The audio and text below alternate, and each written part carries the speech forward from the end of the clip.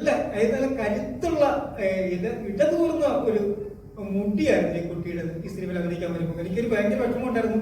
ഈ സിനിമയുടെ പകുതി കഴിഞ്ഞാൽ ഈ കുട്ടി ക്യാൻസർ രോഗിയായിട്ട് ഒരു ക്യാൻസർ മൂലം ഉപേക്ഷിക്കപ്പെട്ട ഒരു ഗ്രാമത്തിൽ നിന്നും അച്ഛനും അമ്മയും മരിച്ച് അനാഥയായ ഒരു കുട്ടി അമല ഹോസ്പിറ്റലിന്റെ സഹായത്തോടു കൂടി ചികിത്സാ സഹായം തേടി വരുന്നിടത്താണ് സിനിമ തുടങ്ങുന്നത്.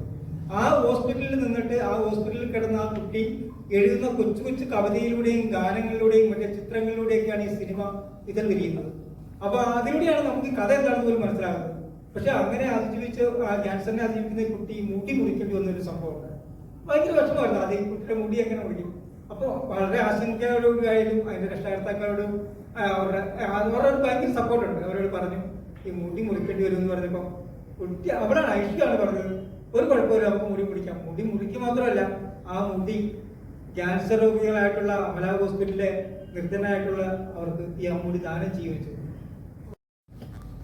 ഹായ്, നമസ്കാരം. എൻ്റെ പേര് ഐഷ്ബിൻ എന്നാണ്. ലൈഫ് ഓഫ് മാംഗ്രോ എന്ന് പറയുന്ന മൂവിയിൽ മെയിൻ കഥാപാത്രമാണ് ചെയ്തിട്ടുള്ളത്. ഞാൻ 9th പഠിക്കുന്നത്. അപ്പോൾ ഫസ്റ്റ് മൂവിയാണിത്. ഇപ്പോൾ 3 മൂവി കഴിഞ്ഞിട്ടുണ്ട്. ഇതില് ഫസ്റ്റ് വന്നപ്പോൾ എനിക്ക് പേടിയുണ്ടായിരുന്നു, എനിക്ക് എങ്ങനെ ചെയ്യാൻ പറ്റും. കാരണം ഞാൻ ഇതുവരെ റീൽസ് ഒക്കെ ചെയ്തിട്ടുള്ളൂ, അല്ലാതെ എനിക്ക് വേറെ ഇതൊന്നും അറിയത്തില്ല. ക്യാമറയുടെ മുന്നിലേക്ക് എൻ്റെ ഫസ്റ്റ് ടൈം ആയതുകൊണ്ടേ നല്ല പേടിയുണ്ടായിരുന്നു. പക്ഷെ ഇവരുടെയൊക്കെ സഹായത്തോടു കൂടി ഉമ്മർക്ക, ഹംസക്ക, അതുപോലെ എൻ ബൈജു സാർ, അവരുടെയൊക്കെ സഹായത്തോടു കൂടി, ശോഭ ചേച്ചി, എല്ലാവരുടെയും സഹായത്തോടു കൂടി നല്ല രീതിക്ക് തന്നെ ചെയ്യാൻ പറ്റിയിട്ടുണ്ടായിരുന്നു.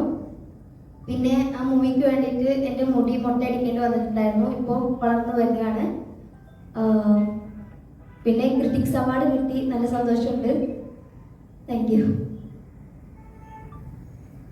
സിനിമയിലൊക്കെ വരുമെന്ന് പറഞ്ഞാൽ വലിയൊരു കാര്യമല്ലേ. പിന്നെ അങ്ങനെ അതുകൊണ്ട് വേണ്ടിയിട്ടാണ് മുടി മുറിച്ചത്. മുറിക്കേണ്ട ഇത് ഫുള്ള് മൊട്ടടിച്ചിട്ടുണ്ടായിരുന്നു. അവിടെ നിന്നിരുന്ന് എല്ലാവരും കണ്ടു നിറഞ്ഞു. ബൈക്ക് സാർ എന്നിട്ട് വന്നിട്ട് എന്നെ ഇങ്ങനെ കൂളാക്കിയിരുന്നു. സാരല്ല എന്നൊക്കെ പറഞ്ഞിരുന്നു. പിന്നെ പ്രൊഡ്യൂസർ ആൻറ്റി ശോഭ നായർ അവരൊക്കെ കണ്ണൊക്കെ നിറഞ്ഞ് അവര് കുറെ എന്തൊക്കെ പറഞ്ഞിട്ട് അവരെന്നെ കരഞ്ഞില്ല. ഞാൻ അധികം കരഞ്ഞില്ല. എൻ്റെ പാരൻസ് കാരണം അതുപോലെ പ്രൊഡ്യൂസേഴ്സ് ഒക്കെ നല്ല രീതിക്ക് തന്നെ കരഞ്ഞിട്ടുണ്ടായിരുന്നു.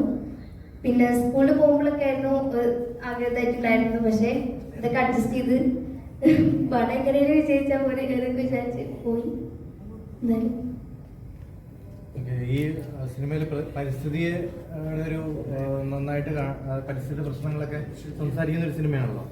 അപ്പൊ ഇതിനകത്തൊരു ചാത്തൻ എന്ന് പറഞ്ഞൊരു കഥാപാത്രത്തിൽ പറയുന്നുണ്ടെന്നത്. ഈ ചാത്തൻ ശരിക്ക് നമ്മുടെ പൊക്കുടൻ എന്ന് പറഞ്ഞിട്ട് അറിയാമായിരിക്കും. നമ്മുടെ കണ്ടൽക്കാടുകളുടെ സംരക്ഷകനായിട്ട് ഒത്തിരി പ്രവർത്തിച്ചിട്ടുള്ള ഒരു വ്യക്തിയാണ്.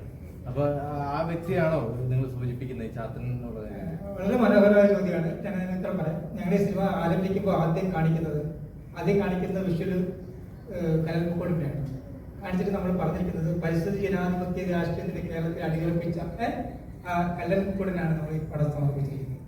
അപ്പം ഇതില് ഈ കഥാപാത്രത്തെ നമ്മൾ എടുക്കുമ്പോൾ ഈ ഉപ്പിടൊരു വിഷയം ഉണ്ടായിരുന്നു. ഉപ്പിടൽ തീക്ഷ്ണമായ രാഷ്ട്രീയ ബോധമുള്ളവരാണ്.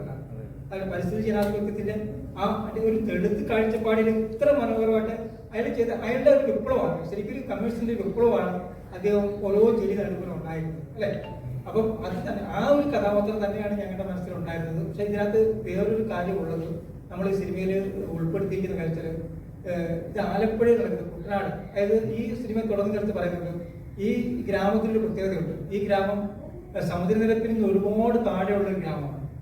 രണ്ടാമത് ഈ ഗ്രാമത്തെ കുറിച്ച് പറയുന്നത് പണ്ട് ശ്രീമൂലവാസം എന്ന് പറയുന്ന ഒരു ബുദ്ധ വികാര കേന്ദ്രമാണ് ആലപ്പുഴ. അതാണ് കാര്യം ഒരുപാട് ബുദ്ധ വിഗ്രഹങ്ങൾ നമ്മൾ തകർക്കപ്പെട്ടിട്ട് ആ ചെങ്ങാളിപ്പെട്ടിന്റെ ഇതില്ല, തകർക്കപ്പെട്ട ആ ബുദ്ധ വിഗ്രഹങ്ങൾ ഒരുപാട് കിട്ടിയ ഗ്രാമം.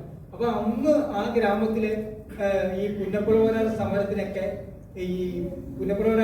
സ്വാതന്ത്ര്യ സമരത്തിനൊക്കെ ഈ പുഴയിലൂടെ കമുക് മരങ്ങൾ ഈ കാട്ടിൽ വെച്ചിട്ടാണ് ചെത്തി ഒരുക്കി പാചിക്കുന്തം ഉണ്ടാക്കിയിട്ട് സമരം ചെയ്തിട്ടുള്ള ഒരു തലമുറയുടെ ഒരു മുത്തച്ഛന്റെ കൊച്ചുമോനാണ് ഈ ചാത്തൻ എന്ന് പറഞ്ഞ കഥാപാത്രം.